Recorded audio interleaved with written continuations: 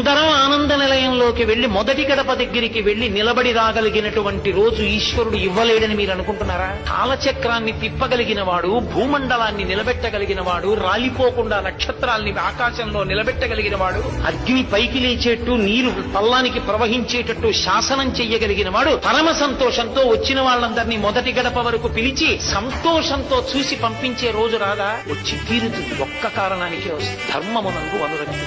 పరమేశ్వరుడికి నువ్వు ఎన్ని సేవలు చేశావు, ఎన్ని కిరీటాలు చేయించావు, ఎంత హుండీలో వేశావు ఎవరికి కావాలి? నువ్వు 7 కొండలు ఎక్కుతుంటే, నువ్వు రాజద్వారం దాటుతుంటే, నువ్వు ఆనంద నిలయంలోకి ఎడుతుంటే స్వామి ప్రహృష్టవదనంతో వచ్చాడు రా నా కొడుకు, వాడు రా ధర్మమునందు అనురక్తి, వాడికి ప్రాణం రా వేదం అంటే, వాడికి ప్రాణం రా ఋషిప్రోక్తం అంటే, వాడు నమ్మి చెప్పుకున్నాడు, నమ్మి ఆచరిస్తాడు రా అని పరమ సంతోషంతో ఆయన నిన్ను చూడాలి, నువ్వు ఆయన్ని చూడటం కాదు.